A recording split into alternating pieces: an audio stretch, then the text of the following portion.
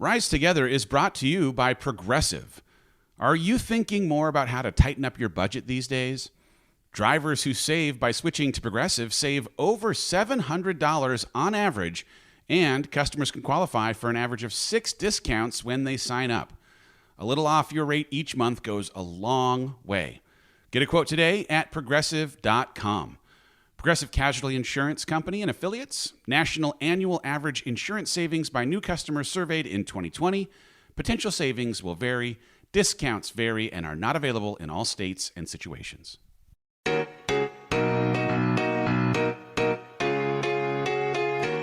Hello, friends. Welcome to another episode of the Rise Together podcast. It's me, your host, Dave. I appreciate you spending a little time with me this week. I have a treat for you, an inside look at something I have been so fortunate to get to do over the last couple of months. Anytime there were a group of people that went in on a group order of get out of your own way, I have jumped into and been part of a book club on Zoom. And some friends of this community, longtime supporters of our community, Shannon Hale and Mindy Henderson, gathered a group of extraordinary women for what ended up being such a fun hour of Q&A that I thought I would record it and bring it to y'all so that you could be part of something that for me was super special, to be able to connect with people who've had an experience with the book and just have a conversation with you, members of our community. So enjoy this. It's a Q&A, it's a book club, it's community, it's real life. And I think it's some fun. Enjoy. What would the world look like if we all pushed ourselves to have candid conversations with people who didn't look like us, think like us, or live like us? I'm Dave Hollis, and I'm on a mission to learn more about this world by meeting more of the people who live here.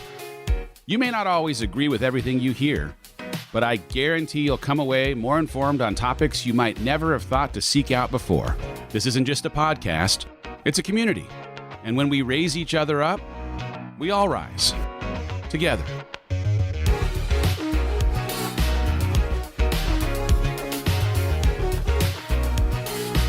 Yay! Hello, everybody. I'm so excited to see you guys. Welcome to the Thrive and Shine group. Today, we have an amazing gentleman in the room. We all know and love him, and we're so excited to have him here to share his insights and infinite wisdom. Welcome, New York Times bestselling author, former Disney superhero, Dave Hollis. Hello, Dave. Hi, guys. Well, I appreciate y'all wanting me to come on down. Here we go. It's lunchtime on a Tuesday. Let's have some fun. Well, we are so excited that you are here, and I'm going to hand the mic over. Do we have Aaron Phillips on the phone? Aaron submitted a question for you. We do. I'm first up. Oh my goodness. Hi, Aaron Phillips. Hi, Dave Hollis. How are you? I'm doing well. Thank you very much. Where are you at, Aaron Phillips? I am in Greenville, South Carolina. South Carolina's in the house. Hello. That's right. That's right. Just moved up from Charleston. So in my empty house right now, actually. Awesome. I heard an echo. That's perfect. Good work. Yeah, I know. We've got work going on downstairs, so hopefully it's not too loud. I've got my earbuds in. Here's my question. How do you find passion for your business when you've lost it? So I've got employees, clients, depending on me. I'm making a decent profit after 4 years, but I'm feeling a little lackluster these days in the motivation and passion department. And I find my entrepreneur brain going to new ventures when I really need to be staying the course at this point. That's a great question. I love this question. Great question. All right. So what comes to mind, two things. I recently had this conversation with a guy named Stephen Coulter. It was part of a Rise Together podcast. If you have not listened to it, I encourage you to. But we were talking about the power of curiosity and how if you can pull on the threads of the places where you have genuine, legitimate curiosity, that it is a thing that just affords you what he called focus for free, right? Like you just tend to pay more attention to the things that you legitimately have personal curiosity for. And so when you're inside of your business, if you have become a little bit just like in a routine that has maybe deviated somewhat from the places where you have personal curiosity, is there a way for you to try a bunch of different things inside of your own business to see if there's anything that plays to the way that you get lit up in the curiosity department? Because in this progression that he talks about, it's like curiosity ends up giving way to passion. And passion, which is going to be the second thing I'm going to talk about, when it can be directed toward impact, creates purpose. The idea of like, if you can find a way to go from curiosity to having something that becomes more like passion, that passion, because of it now helping directly impact other people, becomes purpose, now you're going to be feeling something. So the first thing I would say is just like, is there a way for you to maybe just like dabble in different parts of the business that you haven't previously maybe spent as much time in, to see what things just like kind of rise to the top? And then the second thing is that idea of impact, because when you're able to actually have the work that you're doing directly impact someone else, I think you end up having this opportunity for feeling a depth of fulfillment because of it having become purpose. I'm not that this is necessarily directly, specifically related to what you do inside of your company, but I've been on this mission in this like most recent book that I turned it in yesterday. Thank you very much. And the thesis, the like overall kind of through line is this big, broad, huge question: how might I honor the intention of my creator, right? Like, I believe that every single one of you was placed on this planet with a very, very specific intentional purpose, that there was deliberate design in how you would have every single individual experience that you have, the way that your brain processes thoughts, the way that you feel feelings, your strengths, even your weaknesses. I think all of them were very intentionally and deliberately created. And so the question that I ask is, all right, well, how can I honor the intention of my creator who very deliberately made me a very specific way? And the primary way that I can honor the intention of the creation is through impact.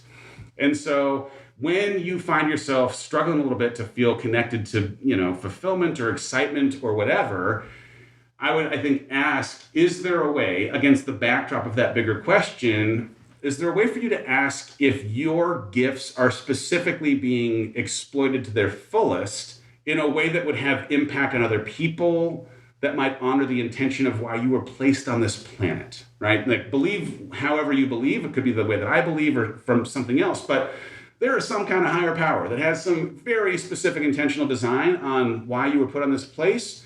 And the business that you're running is very much a part of why you're here. But your ability to impact other people and pulling on the threads of where you have curiosity for, those are the two places I'd go. So good. Thank you. You're welcome. The more we've grown, the more employees I have between me and all the women, but business owners I help. And so that's such a great point on impact, because I'm stepping further away from hearing their feedback every day and remembering the impact we're making on their businesses and lives. So that's good. By the way, Erin, I've taken on a handful of individual one-on-one coaching clients, not paid.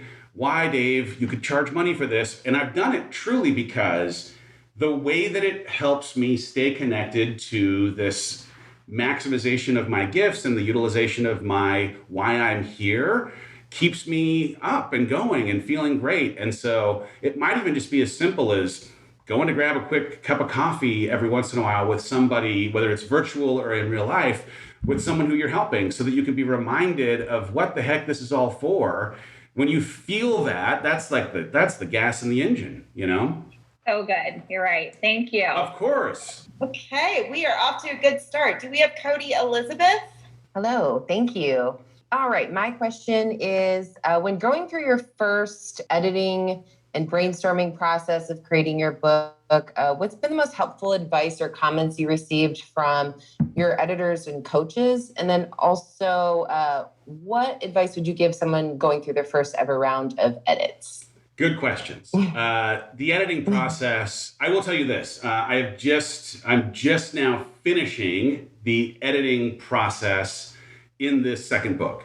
And the editing process in the first book relative to the second book has been wildly different in that it was an extraordinarily triggering thing to feel like, man, I'm putting myself out in this way that is super vulnerable and transparent, and now someone is going to come and tell me that these words are not good.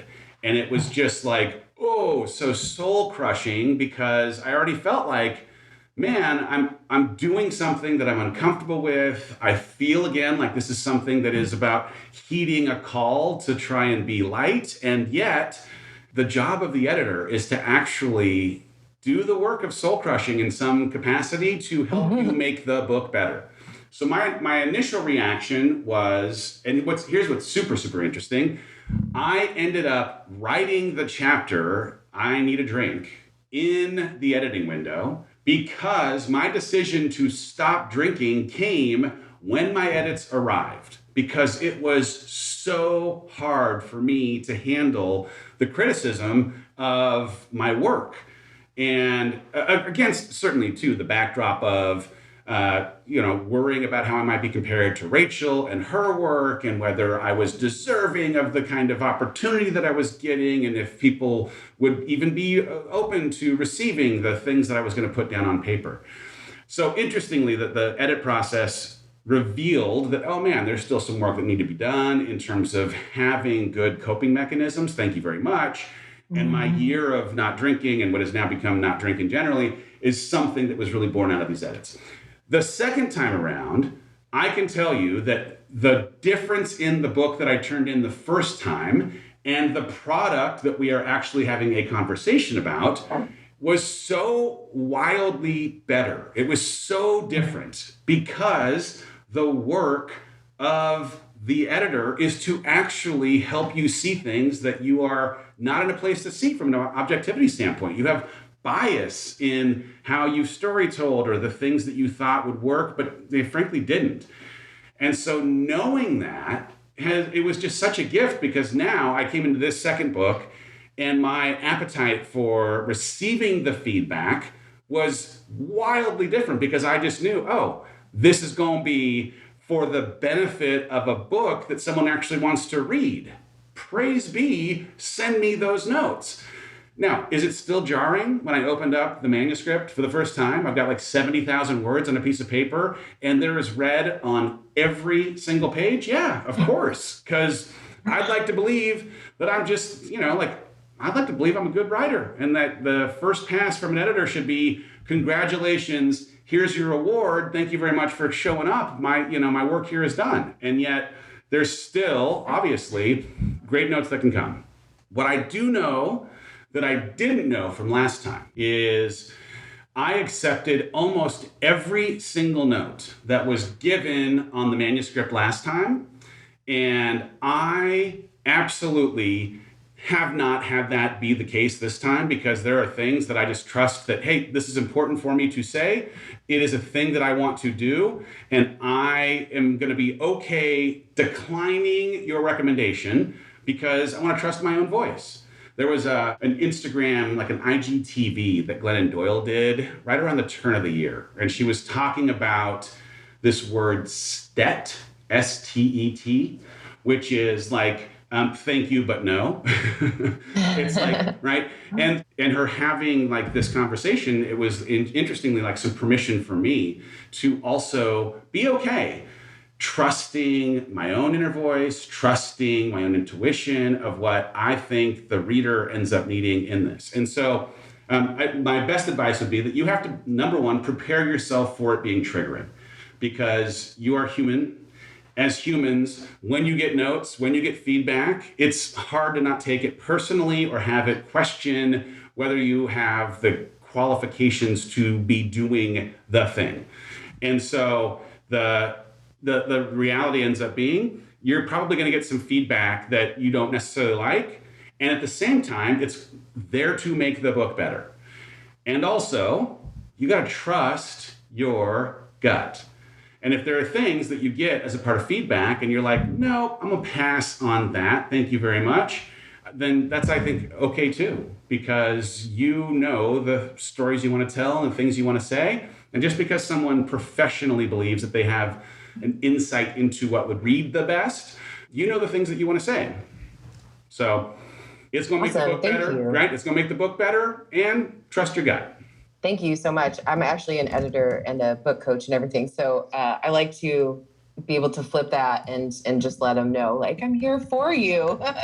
So thank you so much for your answers. I appreciate it. Of course. Thank you. Awesome. Raina Rose. Raina also had a question about your book. Howdy. My name is Raina Rose Axelbeer. Dave, this is so freaking exciting to meet you. You're really like a mentor, although this is the first time we're meeting. Actually, no, the first time we were meeting, I walked up to you at Rise. I was like, oh my God, Dave. And you like pointed, and I turned around and there was this huge line. I was like, oh, okay, bye, Dave. So hi, Dave. Hi. Big show, new season. My question for you is, your recent book was inspired by 20 lies that you really took on as these, like self-limiting beliefs. Well, my question for you is, what truths have you held throughout your life that have given you an advantage in your professional and personal situation? Oh, that's interesting. Let's see. When you go through big identity shift, when you choose to leave the harbor, when you decide to walk towards your fear into what inevitably will bring you to this more evolved, bigger version of yourself, or when change is chosen for you, you have to wrestle with, right? Like, what are the things that you will connect to and stay as constants inside of your life that no matter what, no matter like what you previously were, will always just be part of who you are. And I can say, like, my primary identity prior to our divorce was husband, right? And so the identity shift that came for me and now not being that thing was super jarring. And it left me a little bit in a struggle, in a pinch to really identify, well, who am I if I'm not who I was? And I think a lot of us can identify with feeling those feelings when the world changes, when life changes, when pandemic happens, when all sorts of things happen. And so when you have the ability then to start asking that question, you get to really get to the core of, well, who am I? And so for me, I know the first thing I wrote, I'm a child of God, right? Like, I believe that my faith, it starts and ends so many questions of who I really am. I'm the parent to these 4 kids. I believe myself to be a light bearer. Hey, I've been given these gifts. The responsibility of these gifts is to give these gifts to the people who are in need of the light that I might be able to create. I'm an ally, an advocate to people who may not be the beneficiaries of the kind of privilege that I get to experience as a white, able-bodied, there's a whole host of things that I, as a man in this world, already get to benefit from as a white male, as a straight white male, as an American straight white male. And so how can I maybe use my voice, platform, the invitation or access that I get to certain tables to advocate on behalf of other people? So I went back to those capital T truths. Those are truths that are going to exist, like, no matter what. And what's interesting is I don't know that we spend enough time reminding ourselves of who we are, irrespective of the conditions. And in a world where I'm, more than anything, trying to encourage people to embrace how growth can exist when you leave the things that you are comfortable with and what you know, the thing that you have to appreciate is that you get no say over the conditions of that seed that you end up moving toward. And so knowing that, hey, these are the anchors, the capital T truths, as I call them, that will be constants, irrespective of whether the wind's blowing me toward the shore I'm heading toward, or there's no wind at all and I find myself just waiting on wind. You have to know what you stand for and what you believe in.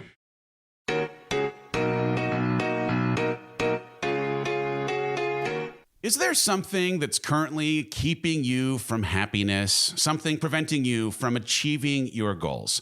You know, I've been a huge advocate of therapy in my own life, and our partner, BetterHelp, exists as something to help you assess your needs and match you with your own licensed professional therapist so you can get to the bottom of what's getting in your way.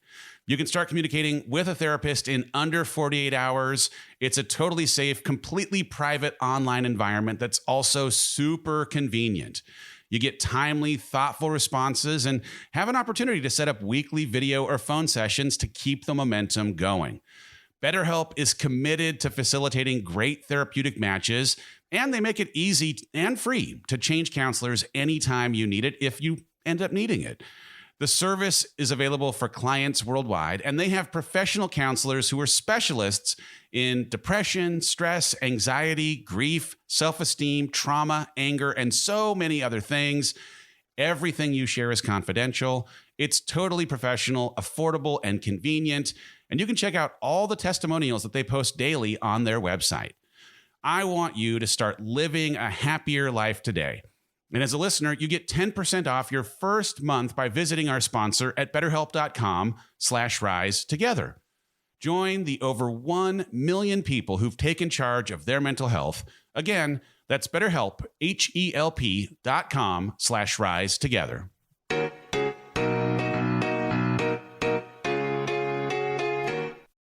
The next book actually starts with a kind of a deeper conversation around values. Like, what do you stand for?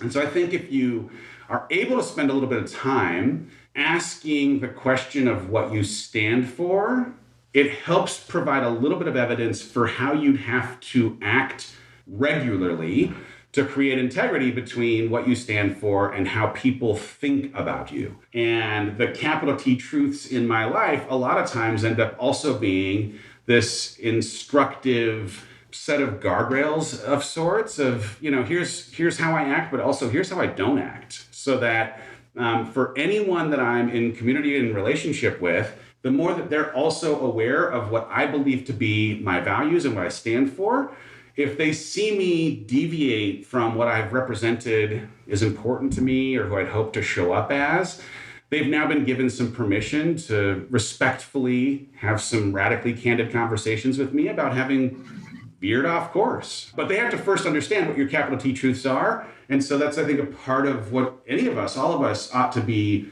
thinking about. Like, what do you stand for no matter what? I know I got my faith. I know I got my kids. I know I have this opportunity with advocacy and being an ally for others. I know that I want to be a light bearer. Positivity is a super important thing.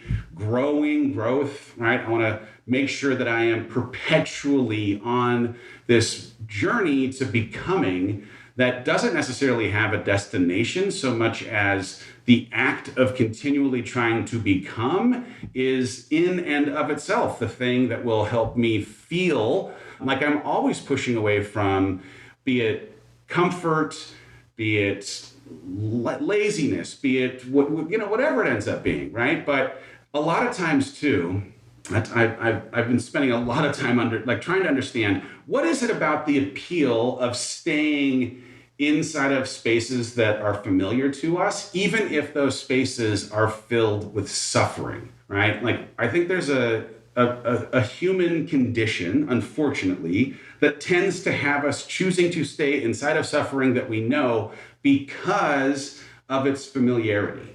And so even if that relationship, even if those habits, even if the coping mechanisms, even if the job, even if all of the things don't unlock or bring about the best version of ourselves that actually connect to those capital T truths that we believe in, because of our worry or fear of embracing the unknown and what might happen, we convince ourselves that, hey, I'd rather be here where it feels a little more predictable and safe, even though it might be killing me, even though it might be coming at the expense of my fulfillment. At least I know what I'm getting.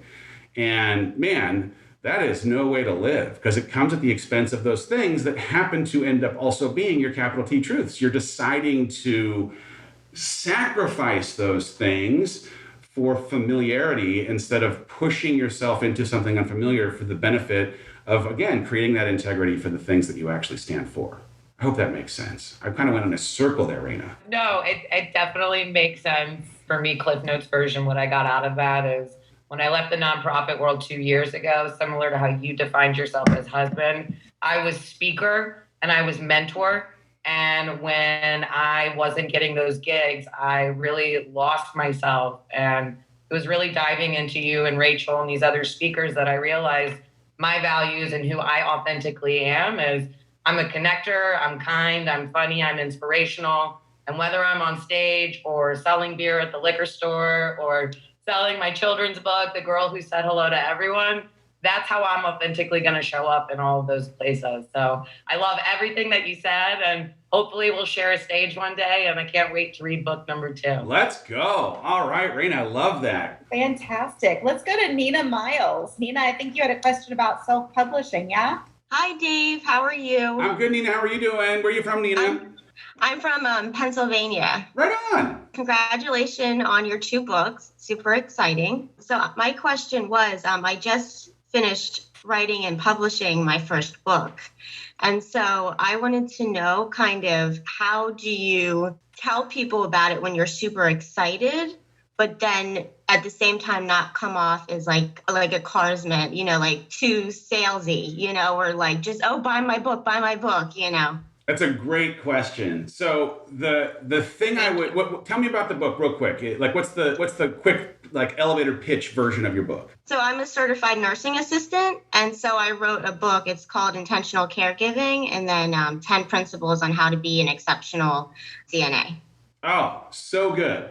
All right, so this is going to be an easy answer because you are focused on creating a solution for an existing need, right? Mm-hmm. And yes. So in a way similar to, I don't know if you've heard of a guy named Gary Vee, but he has this book called Jab, Jab, Jab, Right Hook, right? Yes. Right? So like you need to focus on how can you throw some jabs of value that might afford people to see you as being considerate first and foremost of the delivery of that value, right? Like you've written something that obviously identified a need that exists inside of the market, inside of the industry that you are living inside of every single day. And your intention, certainly, yes, you want to sell some books, but you also want to equip nurses to be better nurses. And so finding ways to position your book as the solution by giving them little snippets, little tidbits that reflect, hey, here's a little taste of the value that you will inevitably end up enjoying were you to buy this book. But because I love you all so much and I care so much about the nursing business and I want you to succeed and thrive, let me give you one of these tips. I was just having a conversation with a friend of mine who just had a book come out. And I was telling her about how one of the things that had been successful for the launch of my book and certainly for the launches of Rachel's was finding a way to sample parts of the book for people that may be on the fence for thinking it's for them, right? So we happen to have podcasts, and being able to take chapters of my book, make it available for free for someone to just receive value happens to also have the highest correlation of any week that the book sold well. And so finding a way to take parts of the book and serve those parts of the book to the audience that it's intended for, just so that they can get a sense of, oh man, I like her writing style. Oh wow, there is some great value inside of this. Oh, she has a heart for actually trying to serve and satisfy a need that I personally am working through and going through. That would be the first place I would start. Second is the more that you can storytell around your why. Why did you write this book? Right? Like if you wrote this book because as a person who lives inside this nursing space, identified that there was an opportunity for people to be better educated about how to care for patients because you didn't, unfortunately, get the kind of training that you would have hoped. I'm making your story up, right? Right? It's true. Right? Okay, so if you end up having a story, though, that other people can see themselves inside of, you've now created what I refer to as an empathy bridge, right? Like, oh, I see that Nina is speaking my language. She is talking about the thing that I also am experiencing. And if she's representing this at a high level, I bet there's probably some stuff inside of her book that I'm totally going to relate to, that would actually affect how I show up inside of this caregiving space. And so I would find ways to, whether it's doing a quick Facebook or Instagram live, pitching yourself for different podcasts, like whatever it ends up being, just go out and start telling your story. And inside of the group of people who live inside of nursing, I'm certain of it, are going to collectively have the same kind of experiences that you have personally had and that the book tries to specifically address. And the more that you can share just a little taste, it's going to be that trail of breadcrumbs that leads someone to say, oh, you know what? I actually do need this book because, man, I've had a lot of experiences similar to Nina's, and she's trying to lead with service. And man, I actually have a need that she can help satisfy in having created this thing. Oh, thank you so much, Dave. So good. Man, I'm rooting for you, Nina. I'm hopeful that this is going to be a big, huge success. But more than anything, I hope it just has a massive impact on every person who reads it. Thank you so much. That's my hope too. Awesome. Thank you. Okay, Kristen Cook. Yes, I am here. Mindy, hello. Hi, Kristen. Where are you from, Kristen? Hi, Dave Hollis. How are you? I'm doing well, Kristen Cook. Where are you coming in from? Right now, I'm in Racine, Wisconsin. I'm at work. I'm a pediatrician, but I live in Gurnee, Illinois.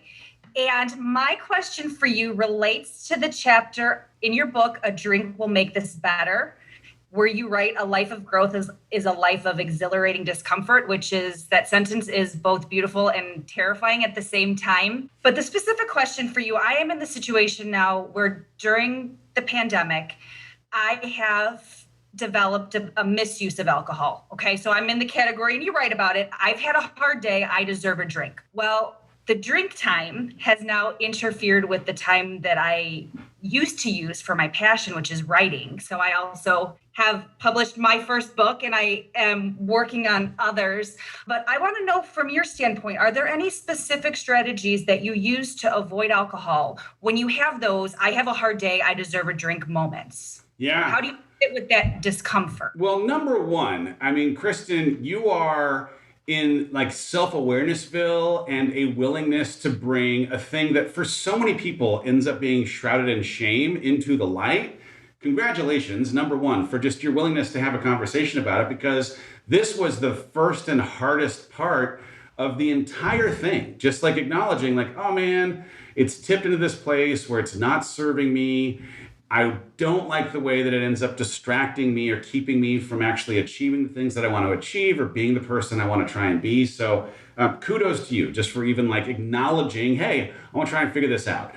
I think the biggest thing for me was this appreciation that the drink, the negative coping mechanism, was not a local anesthetic. I had convinced myself that, oh, if I've had long days and I want to take the rough edges off the long day, that I can have a drink and it's going to specifically address the rough edges, and that's it. And that's just not real, because you can't mute the discomfort or the triggered feelings or the anxiety or the insecurity without also muting the joy or the creativity that might come in writing the book, or like on and on and on, right? And so the appreciation that, oh, this is a double-edged sword, that, yep, you can reduce for a moment some of the things that you might be feeling in overwhelm, but that at the same time, it's also taking away all of the good that might come in processing the overwhelm. That's when you realize, okay, this is not a long-term strategy. We got to come up with a new plan. So in the book, I mentioned it, and bizarrely enough, because I just love this so much, I ended up putting it in the next book as well. But really identifying when you feel triggered ends up being the most important next thing that you need to try and do to actually change the habit loop. I think everyone appreciates that there is a habit loop, there's a trigger, you end up having a routine that produces a reward, and the hope is that if you can identify when triggering ends up happening, that you can move your habit from an unconscious response into a conscious, deliberately different routine that still allows you to produce the reward that you're looking for. And so, like if it's time of day, and it sounds like it may in fact be time of day based, Okay, then you just have to be on your game, preemptively thinking about how, when you get to that time of day, when you feel the trigger, well, it's that time of night, how you can still get the reward that you're looking for by swapping the routine. So for me, I know when I get triggered, I have to think about body movement primarily so that I don't reach for a drink. And it's like my running has just become such an important, huge part of my life. But even beyond running, I'm training in real time for an Ironman. I'm doing, whether it's bike or swim or getting into the old garage gym, I'm doing something physical when I start to feel the pangs of overwhelm, when I start to have the anxiety or the insecurity, whatever it might end up being. So understanding when you get triggered, preemptively coming up with what routine you will swap drinking for that will still produce the reward, because you still need the reward. And if your reward is to feel more calm, to feel less overwhelmed, to feel less anxiety, great. What are the other things that you could do at that time when you're traditionally triggered that would afford you that reward? Because you need the reward. When you get the trigger, you have to get to that reward. And in the absence of creating a routine that produces it, you'll grab a drink.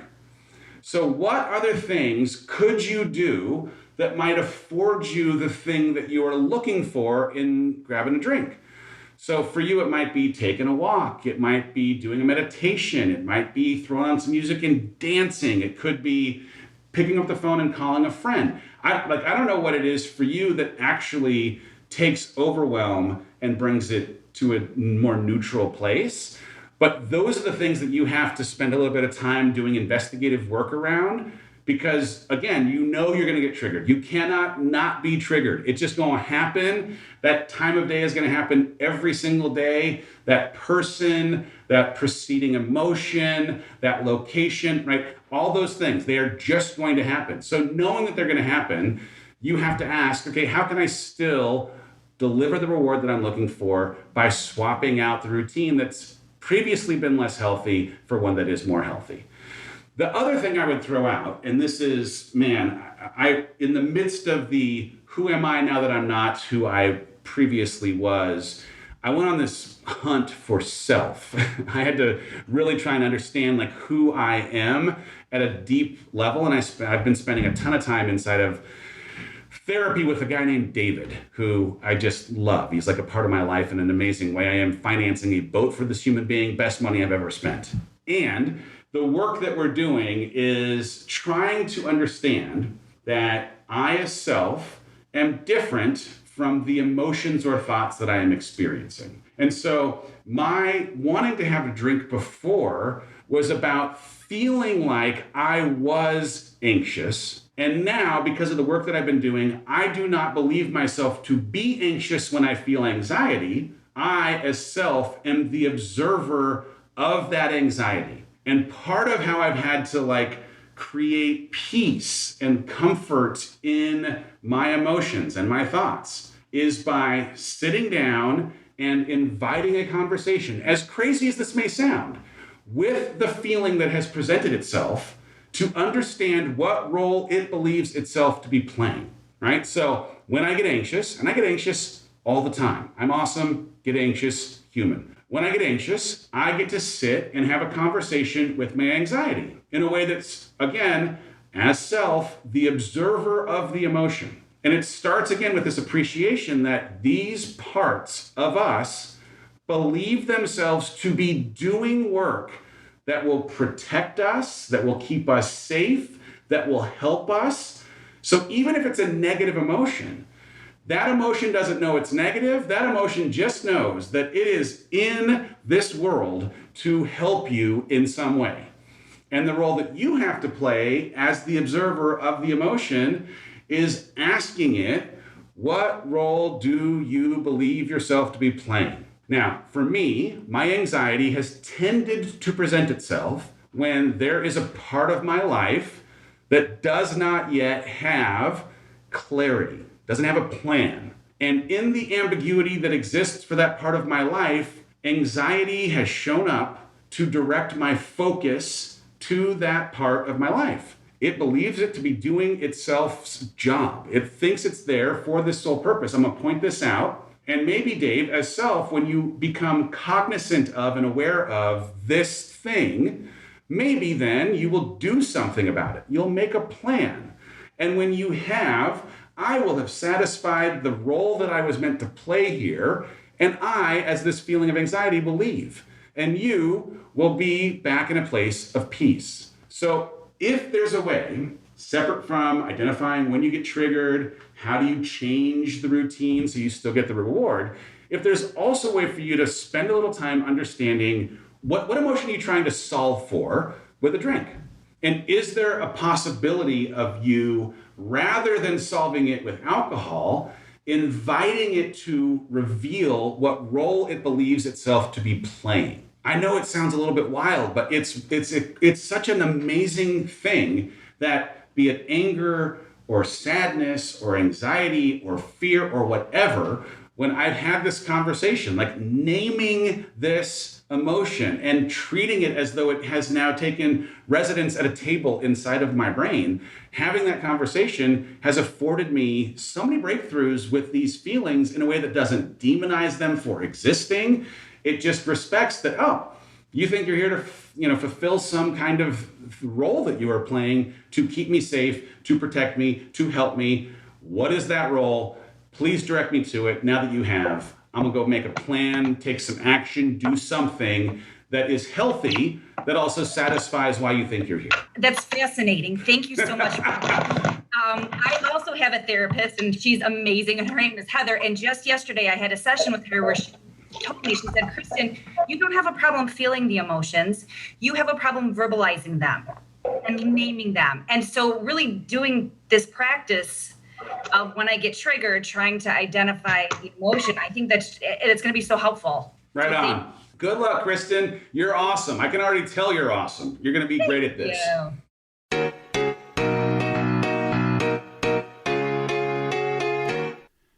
We are in crazy times. 2021 has not given way to some of the craziness of 2020. So the question ends up being, what are you looking forward to about the rest of this year? And as you think about what you're looking forward to, what role is exercise playing in your quarantine experience? I bring this up because I just got myself some new shoes from a company called Allbirds. Yo, they are fantastic. And if you're like me and you have fitness goals that you want to tackle, but the pandemic is making it a little tougher to tackle as you may have previously, Allbirds shoes may be a thing that you need to put in your life. They have a shoe called the Wool Dasher Mizzle. The Wool Dasher Mizzle. I mean, like, with a name like that, you know it's got to be good. It's the world's first weather-repellent performance running shoe, and it's made from materials that are better for the planet. And yo, they are comfortable, humans. I am telling you. They've got something called Puddle Guard technology that keeps water out so that your feet stay warm and dry. A dual density sweet foam midsole that keeps that baby nice and soft on your foot. What's amazing too is that Allbirds are also printed in a way that absolutely makes the carbon footprint neutral, as in zero. They are conscientious of how they are not going to ruin this planet in making their shoes. So anyway, I've been wearing them. They are absolutely fantastic in terms of comfort, but also are fantastic in that when we unexpectedly got snow in these parts in Texas, they kept my feet warm, kept my feet dry. I would encourage you to take a look at Allbirds Wool Dasher Mizzle. I got them on my feet right now. They are rad. Find your pair today at allbirds.com.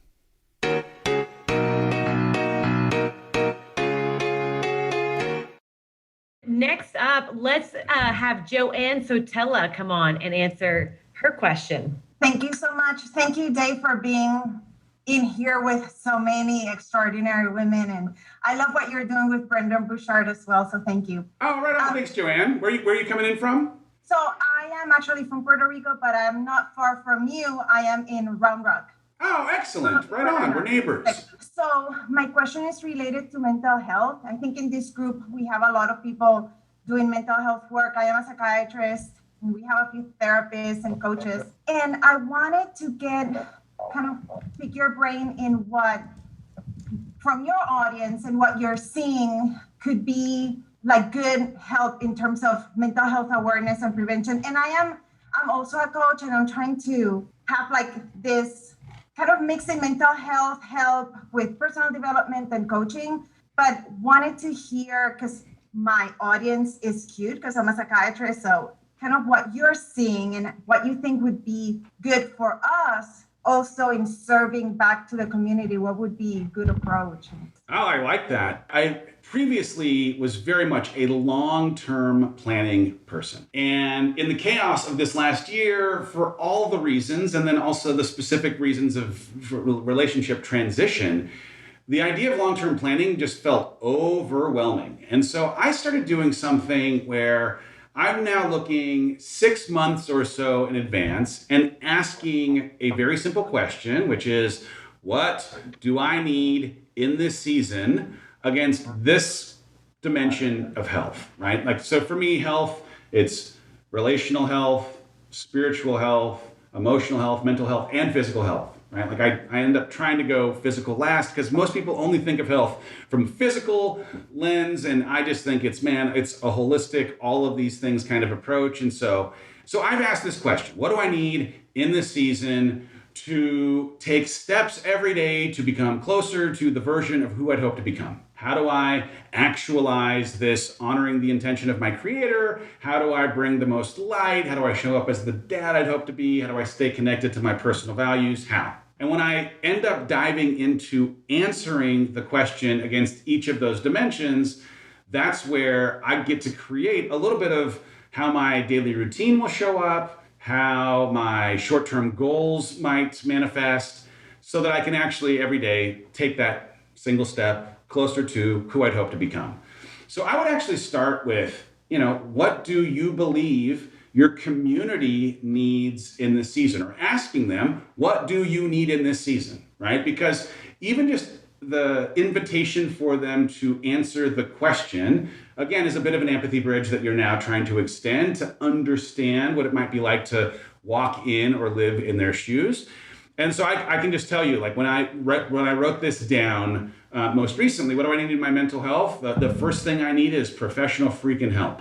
I am meeting every single week, most times more than once a week, with my dude David, because the objectivity of his ability to normalize my struggle, to ask me questions about how I might reframe the experience of my experience has been so important. I need, what else in my mental health? I need purpose and meaning from the work that I do.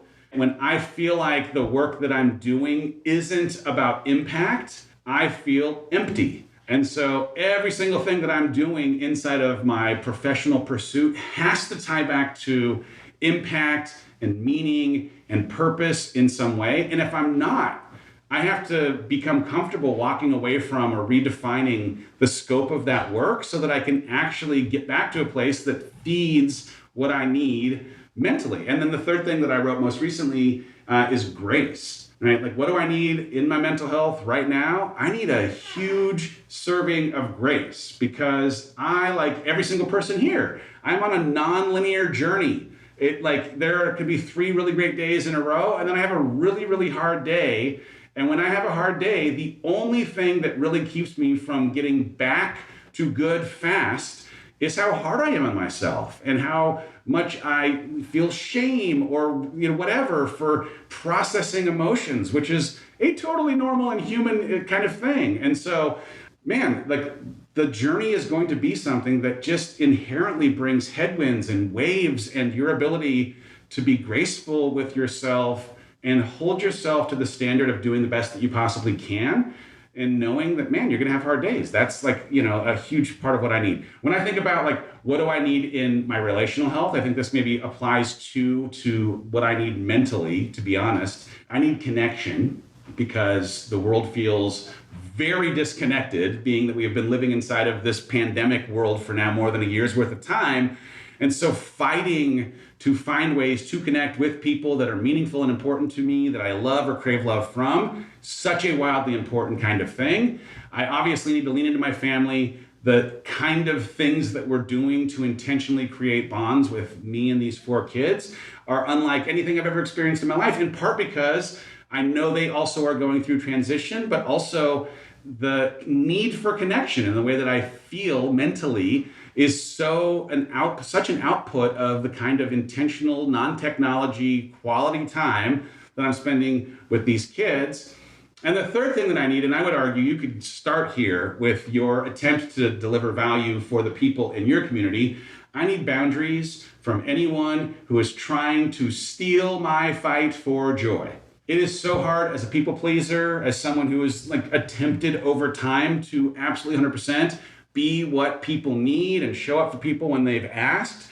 And also, there are some mean people out there. There are some people that have divergent values and different motives. And if they are coming into my world and disrupting my pursuit for joy, then I have a responsibility to create a boundary that will keep them out. So my calendar, auditing regularly my social feed, text exchanges, all of them are exclusively set aside for positivity. And if you decide to come into my space and be anything but positive, goodbye. Just can't, not gonna do it. And the beautiful thing about going through a hard season, I felt permission to be ruthless about boundaries when life got hard.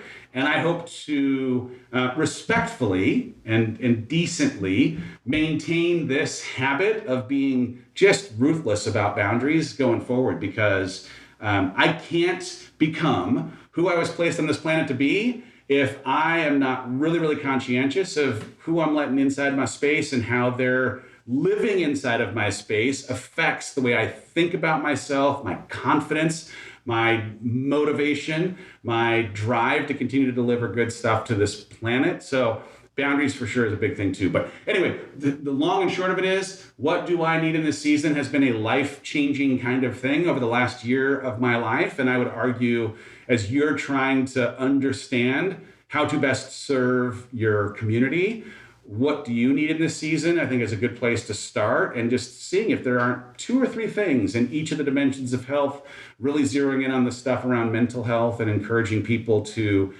not, if there's anything that I have come to appreciate, man, there is nothing selfish in indulging in and prioritizing mental health.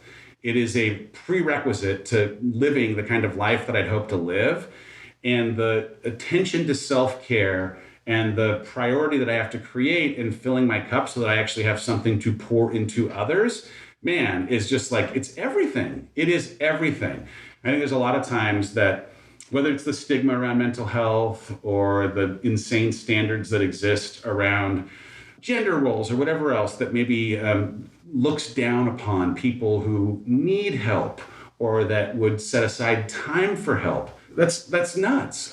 Sorry, it's just it's the craziest thing to me. So encouraging people to make it a priority, but also they're answering that question of what they need so that they're actually pouring things in that are satisfying specific needs that they can identify in the next 3-6 months will likely reveal themselves as things they have to be prepared for.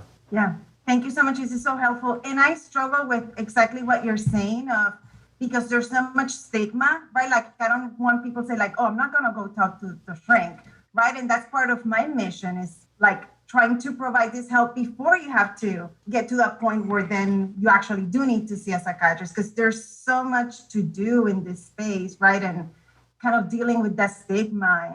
And so, yeah, thank you so much for what you do in knocking down that stigma as well and talking so openly about it, because it does help. Oh, hey, Joanne here. I'll tell you this too. Anytime I run into anything that is stigma or taboo, I've tried to force myself to immediately just talk about it, even though it makes me feel a bit uncomfortable, because like Kristen, in having this very candid conversation about, hey, I want to figure out how to not have these drinks become a bad thing in my life, right? When you bring something that you experience some insecurity about, some shame around into the light, shame cannot live in the light. It needs the darkness to thrive. And the second that I am able to take something that maybe historically would have been shame producing or would have historically been a bit of taboo or would have made me worry about what other people were thinking and bring it on into the light, I am now taking ownership. I have power in bringing that up front and just having a conversation about it. What's interesting too, the more that I've done it, the more that I am able to connect with other people, because the thing that you struggle with is the thing that every single person who's here today and anyone who ever will listen struggles with, right? Like we are all, as a part of our human condition, people who struggle with the same stuff. And when you're able to raise your hand and represent that this is a thing that you're working through, you will find solidarity in other people who also are experiencing that same thing. So good news, you get to feel less alone. But then two, you're often also able to find someone who is a little further along their journey, the same journey that you're on, that maybe can afford you a tip or trick or hack that worked for them. And now you get the benefit of being able to accelerate your own journey because of your willingness to raise your hand and suggest that, hey, this is the thing I'm trying to work through. So, man, it's a game changer to feel less alone. It's a game changer to connect, but it also may, in fact, just get you the thing that you need in terms of a tool to help you in a way that you would never had if you didn't feel comfortable to raise your hand. Yeah, no, thank you. As again, in all of us who are here in the mental health field and as a psychiatrist, we need to speak up and knock down that stigma. But yeah, no, my heart is bigger right now. Thank you so much for being here with us. Oh, that's awesome. You decided to upgrade your outdoor deck, so you ordered the essentials: a power washer, a set of patio chairs, and a shiny new grill.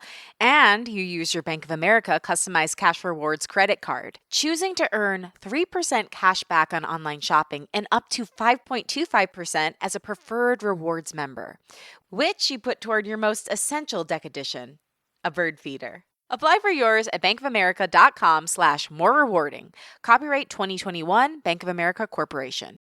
Next up, we have Julie Collins. And I just want to say there's like 5 or 7 of y'all in here with a published book. And I think, Dave, that a lot of the inspiration came from you guys at the Hollis Co. So Wow.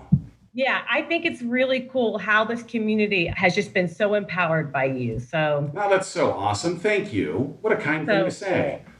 All right, Julie, fire away with your question. So, Dave, thank you so much. And it's I don't want to be emotional, but today is actually the anniversary of 1 year ago being laid off. And as I got laid off last year, I was getting ready to go see you in Boston, and it got canceled. It was going to be our anniversary with my husband. And when I first got your book, I read the first chapter, and the one chapter that you read about, you talked about, your identity being tied into your title.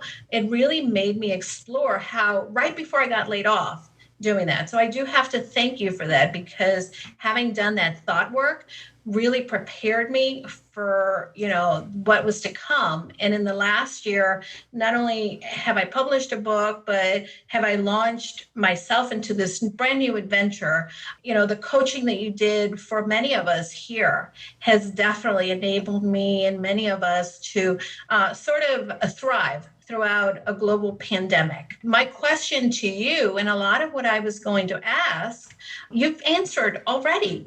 And I do appreciate that, because I think that all of us have struggled similarly with minding our thoughts, trying to experience and really sit into that messy middle.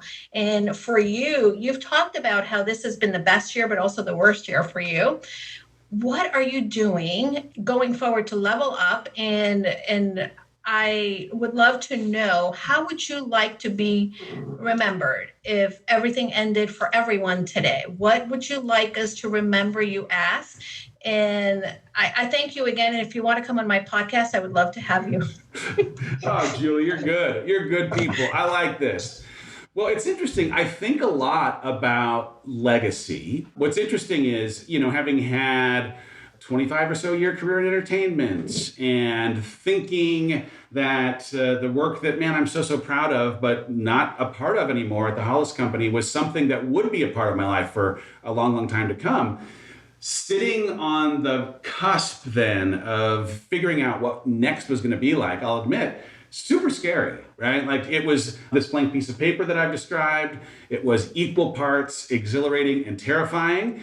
And the idea of legacy against that backdrop then becomes something that for each of us is ours to write, right? That hopefully is the part that's exhilarating, because when I think about how I might be toasted at a birthday party 20 years from now, or how the video at my memorial service might play, I am solely, exclusively responsible for the things that people might say inside of a toast, or the images or videos that might be compiled inside of that memorial service. And that is the thing that gets me up. Like I'm not the most motivated person every single day, even though maybe it seems like it on fake social media, but I have to stay connected to my authorship of this rest of my life. And I just have 100% certainty that I will be remembered at the end of my life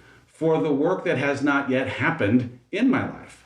That though I had this career, though I've had these experiences, though I've had this amazing relationship that's now transitioning, the things that people will say about me, they have not yet even started to happen, because I'm only just now really becoming, I believe, the person that I was actually placed on this planet to be. I think every single thing that I've gone through, whether it's professional pursuits, relationship stuff, the way that I've grown and had to, because of struggling, learn from a bunch of mistakes, all those things find me now where I'm at as this person who gets to take all those experiences and the knowledge and the, any other thing that came from all of what I've been through to apply to what comes next. So when I think about what am I going to go do next, I tend to come back to a little bit of a framework that starts with what do you stand for? What are my values? That's the first set of guardrails.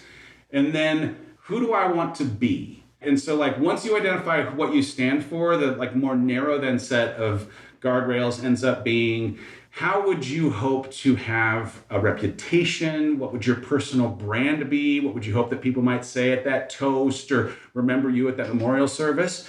And so when I think about okay, how do I use these things that I have value for, the unique gifts that were put on me by our Creator, and bring them to the world? I'm going to focus on personal development because it's just been such a huge part of my life, and it's a big part of why I feel so good about how I am and who I am today.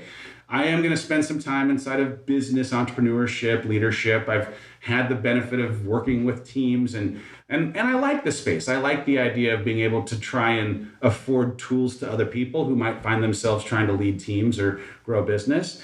I'm going to work inside of health and fitness, a thing that I would not have said a handful of years back, but with as many miles as I've run in the last couple years, and as much as I have seen this correlation between how when I move, I feel a different way, I'm going to just keep kind of leaning in that space. And then I'm going to really spend time inside of parenting. I have a Tea Time with Noah book, very excited about that.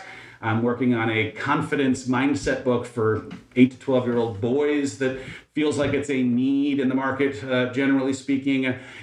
Basically, is there a way that I might create tools that if they were to be deployed to smaller humans, I might make the tools that I've or anyone has created for adults irrelevant for the people who get to use those things when they're young, before the world tries to teach its lies to these small people? Could you maybe just imbue some truths, capital T truths, to them in a way that makes them believe in themselves and have confidence for themselves? So I'm gonna work inside of that space. And so when I think about legacy, I hope that the legacy I end up having is that I changed the world, that I created tools that helped people have a better life, and that I did it not because of wanting to build wealth or an empire. That I did it because of a responsibility that comes for having been given the gifts to do so, right? I think, again, every single one of us has been created for a very, very specific reason, and that honoring the intention of our Creator and the deliberate design that we were each put on this planet for, that is going to be my legacy. And I'm going to try and get up every single day to I put the post up yesterday of this mantra that sits above our dining room table: to whom much is given, much is expected. I have been given so much, and I think that there is a responsibility that comes in having been given as much as I've been given, and I hope that when I am done and gone from this place, that people will say, man, he was given a lot, and he gave every single ounce of what he was given back to the world, because what the heck am I here for? I'm here to try and do that more than anything else. Thank you so much. That is so incredible. I am so aligned with everything that you said, and it makes me feel like I am on the right path. And I thank you again for everything that you've given, because it really, for most of us that are in a path of self-discovery and reinventing ourselves in this year, you have been sort of our leader in this journey. So thank you so much again. And come to Casa de Confidence, because I'm all about confidence. Awesome. Thank you, Julie. I can tell you're in the right spot, so keep on going. That's amazing. Thank you. Well, the next person up was Margaret Wilson. Do you want to go, Margaret? Oh, Margaret, no pressure, Margaret. Here we go. Yeah, absolutely. You kind of answered the question already, but I think there is a particular question that I have when it comes to sitting with your feelings and silencing that voice. So for example, I'm an overthinker and a recovering overthinker. So I'm going to be careful with the verbiage that I use. But first thing in the morning, before I'm even up, my mind starts going 100 miles an hour. And it could be because of situations or problems or something like that. What do you do? Like, I have some practices, but if you have that same issue, maybe at night, some of my clients have it before they go to bed. Is there a practice that you have that helps you not suppress those thoughts and those feelings, but allow them to come up so you can work through them? Does that make sense? Absolutely. I have a chapter in my next book called Seeking Stillness, because stillness has become such an important ingredient in being able to keep moving through the chaos of all the things that are happening. I know that you're all familiar with this, but like, the world is engineered around noise. There are the incessant marketing messages from every company on the planet trying to convince you that you do not yet have enough of their stuff. There is this comparison game that is happening on social media every single day that is against the highlight reel of their life, having you worry that you are somehow not measuring up. The news is playing a game where it's trying to convince you that if you can just be scared enough, you will come back. That's their business model, fear, in hoping that maybe if they can keep you scared enough, you can just keep watching. And if you allow yourself to become numb to or unconscious to the just incessant noise that exists, there is an impossibility for you to stay connected to your mission, your purpose, your calling, the thing that is on your heart. And so I guess there's like two things that I've done. One, I actually took this 3-day pause from the world back at the end of 2019. It was maybe the most important 3 days I could have spent in the entire year, especially as a preparation for what I was declaring was going to be my best year ever in 2020. I did not realize I wouldn't have a say in the conditions through which my best year would show up, but the dreaming and the visualization and the who I'd hope to be and how, if I want to be that kind of person, then I need to do these kinds of things, epiphanies, they happened on a rock in Tucson, Arizona for 3 days, where I deleted all of my social media apps and actually had someone in the office change the passwords, because I know myself well enough. I had to be separate from the noise that traditionally runs my life. And I came back, I wrote in this little green notebook. I got my little ship drawn on the front. I wrote 90 pages in a journal. I'd never journaled in my entire life. And what happened in journaling was that like 20 minutes or so into each of my journaling sessions, the unprompted